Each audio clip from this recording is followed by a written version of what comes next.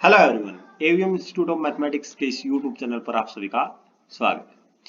आज हम ये क्वेश्चन देखेंगे। सीरीज का क्वेश्चन है, ये किस तरीके से इसको सोल्व किया जाएगा।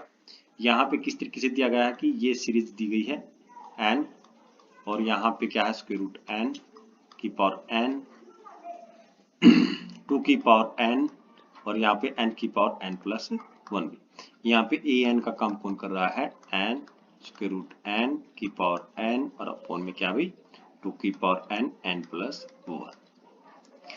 देखिए यहाँ पे भी n की पावर दी गई है, यहाँ पे भी n पावर दी गई है इस तरीके से। तो यहाँ पे इस तरीके के क्वेश्चन होते हैं तो हम चेक करना होता तो क्या करते हैं, कॉची रूट टेस्ट का यूज करते हैं। कॉची रूट टेस्ट होता क्या है, कॉची रूट टेस्ट इस तरीके से लिखा जाता है।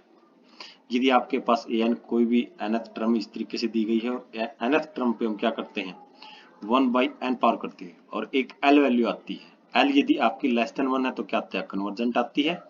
l की वैल्यू क्या आती है, ग्रेटर देन होती है तो क्या आती है, डाइवर्जेंट आती है। यदि l फाइनाइट आता तो, यदि l इन्फिनिटी आ जाता तो डायरेक्ट हम क्या बोल देंगे, डाइवर्जेंट है भी। तो यदि हम इसकी लिमिट करते हैं तो लिमिट किसकी किसकी पावर वही an की पावर 1/n को, तो limit n tends to infinity.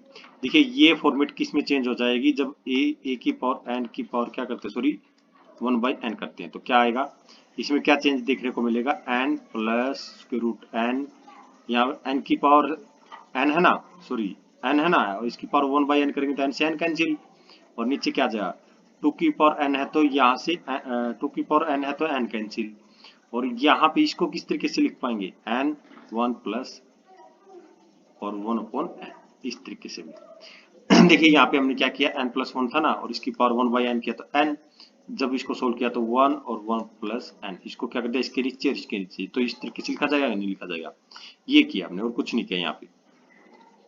यदि हम इस तरीके से इसको सोल्व करने के अब आगे की तरफ चलेंगे तो क्या करेंगे, देखिएगा limit limit n tends to infinity, और क्या लिखेंगे n स्क्वायर रूट n भी, और 2 इधर है। अब इसको अलग अलग कर लेते हैं क्योंकि बेस यदि n की पावर 1 कर दे और n की पावर 1/n, बेस से हम दोबारा से ऐड करेंगे तो ये मिलेगा। अब क्या करते हैं, जो ये n है इसको इसके साथ मर्ज कर लेते हैं, तो आपकी जो टर्म आएगी किस तरीके से दिखाई देगी, limit n tends to infinity और n स्क्वायर रूट n और इसकी अपॉन में कितना है n बाई, यहाँ पे 2 और n की पावर 1/n। अब लिमिट इसके अंदर अप्लाई करेंगे तो क्या आएगा, ऐसा करते हैं 1/2 को तो बाहर 1/2 तो बाहर आ गया, limit n tends to infinity. जब इसको हम इस तरीके से लिख सकते हैं, नहीं लिख सकते हैं, 1/√n, और नीचे क्या है n की पावर 1/n। अब लिमिट अप्लाई करेंगे, देखिएगा लिमिट यहाँ अप्लाई करेंगे तो 1 पे तो अप्लाई करेंगे तो 1 ही आएगा, 1/√n पे करेंगे तो कितना आएगा, ये 1/इंफिनिटी तो कितना आ जाएगा, 0 हो जाएगा। अब बात करते हैं limit n tends to infinity, यहाँ पे भी अप्लाई करना पड़ेगा, इसको अलग से सोल्व कर लेते हैं। इसकी वैल्यू कितनी है, limit n tends to n की पावर 1/n, तो दोनों तरफ क्या कर देते हैं, जिस तरीके से इसको क्या मान लें, इस तरीके से मान लें n की पावर कितनी है 1/n, तो इसको क्या कर लोग हम अप्लाई करते हैं तो log a की वैल्यू कितनी हो जाएगी 1/n log n। अब limit n tends to infinity apply करेंगे तो क्या आएगा, n tends to infinity, log infinity 0, sorry log infinity infinity और 1/n है तो n की वैल्यू इन्फिनिटी रखी तो इन्फिनिटी, ये तो l यहाँ पे इन्फिनिटी बाई इन्फिनिटी फॉर्म बन गई है जो कि इनडेटर्मिनेट फॉर्म होती है। तो इस तरीके की जब लिमिट होती है तो हम किस तरीके से सोल्व करते हैं, एल हॉस्पिटल रूल से करते हैं।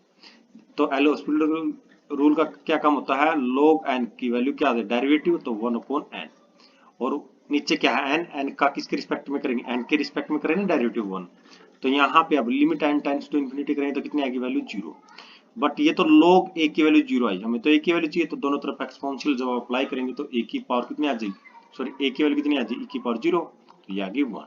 तो जब हमने इसको सोल्व किया तो 1/2, तो ये ऊपर की तरफ 1 और नीचे कितना आ गया 1 आ गया, तो ये ऑल ओवर कितना आ गया 1/2, 1/2 क्या है, ये किसकी वैल्यू l की वैल्यू है, l लेस देन 1 है कि नहीं है, तो ये जो सीरीज है आपकी कैसी सीरीज है, कन्वर्जेंट सीरीज है। तो इसका ऑप्शन क्या रहेगा, फर्स्ट क्या रहेगा,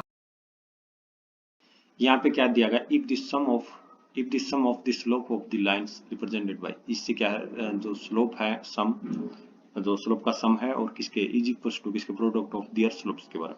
और यहाँ पे क्या है एच की एच इज इक्वल्स टू, यहाँ एच की वैल्यू क्या करने को बोल रहा है, फाइंड करने को बोल रहा है। आपको इक्वेशन क्या दी गई है 4x के 2hx y और यहाँ पे क्या 7y स्क्वायर इक्वल टू 0।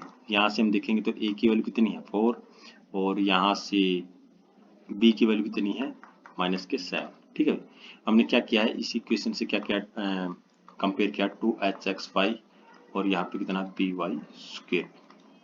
हमें क्या चाहिए, हमें तो सम ऑफ स्लोप चाहिए और सम ऑफ प्रोडक्ट ऑफ स्लोप चाहिए। तो हम क्या करते हैं b से हम क्या कर देते हैं इसको डिवाइड कर देते हैं। जैसे हम डिवाइड करेंगे तो a by b x square और यहाँ पे कितना 2h b एक्स वाई और यहाँ पे y स्क्वायर। ठीक है, हम y स्क्वायर में क्या मान के चलते क्वाड्रेटिक इस तरीके से सोल्व कर रहे हैं। और m1 प्लस के m2 की वैल्यू कितनी आएगी माइनस के 2hb और यहाँ पे प्रोडक्ट कितना आएगा m1 इंटू m1 m2 की कितनी आएगी यहाँ पे a अपॉन b भाई।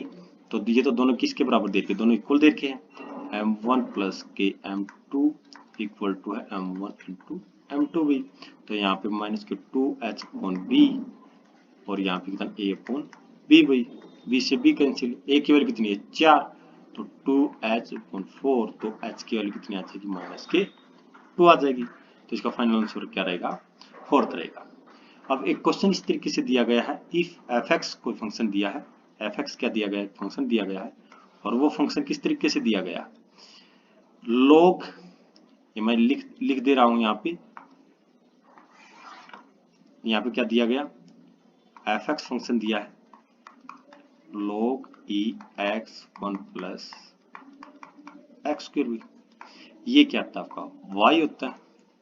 हमें देखिए यहाँ पे f inverse x is equals to पूछा गया, जैसे हम ये लिखते हैं ना y इक्वल टू fx। ठीक है, और अब की बार क्या करा हमें f इनवर्स x चाहिए। f इनवर्स x का मतलब क्या है, यहाँ पे हमें किसकी वैल्यू चाहिए x की वैल्यू चाहिए। किसकी वैल्यू चाहिए x की वैल्यू। ठीक है, हम यहाँ से क्या करते हैं x की वैल्यू को क्या करते हैं फाइंड आउट करते हैं। अब देखिएगा जैसे यहाँ पे क्या करते हैं एक्सपोनेंशियल को क्या करते हैं दोनों तरफ अप्लाई करते हैं, e की y हो जाएगा, इधर क्या आ जाएगा x 1 प्लस के एक्स स्क्वायर हो जाएगा भाई, x को इधर लेके आएंगे e की y x और 1 प्लस एक्स स्क्वायर भाई। अब squaring on the both side, squaring on the both side तो e की y माइनस के x का होल स्क्वायर हो जाएगा। यहाँ पे कितना 1 प्लस एक्स स्क्वायर हो जाएगा, स्क्वायर रूट हट जाएगा। जब इसको सोल्व करेंगे, इस आइडेंटिटी को सोल्व करेंगे तो क्या आएगा e की 2y x square minus 2 e की y आ जाएगा और इधर क्या 1 प्लस एक्स स्क्वायर से एक्स स्क्वायर। ठीक है भाई, और यहाँ पे x पे आना है। अब देखिए हमें तो x की वैल्यू चाहिए ना, हम ऐसा करते हैं जो बगैर x की टर्म है उसको एक साइड लिख लेते हैं e की 2y माइनस के 1 और जो x के साथ उसको एक साइड, तो 2 e की y x हो गया। बट हमें तो x की वैल्यू चाहिए तो 2 e की y को इसके अपॉन में ले लेंगे e की 2y माइनस के 1 2 e की y। e की y को ऊपर लेके जाएंगे तो e की माइनस y हो जाएगा ना, तो e की y हो जाएगा, यहाँ पे e की माइनस के y हो जाएगा और यहाँ पे कितना है 2।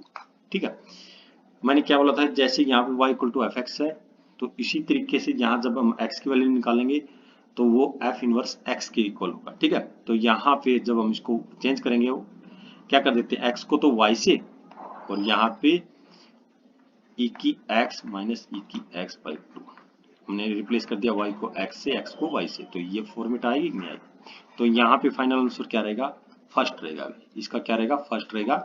अब चलते हैं नेक्स्ट क्वेश्चन की तरफ। Let a b are element है ऑफ एन एबलियन ग्रुप जी।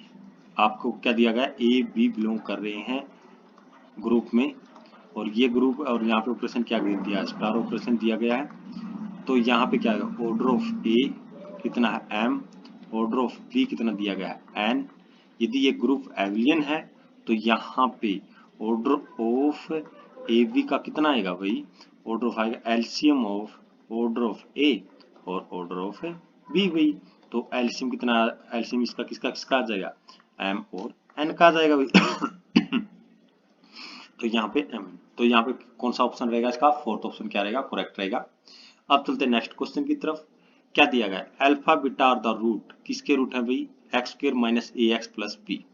क्या बोला है? अल्फा बीटा रूट है x square minus k a x plus P के। तो यदि मैं अल्फा प्लस बीटा देखूं इस इक्वेशन के हिसाब से, तो अल्फा प्लस बीटा का सम कितना आएगा?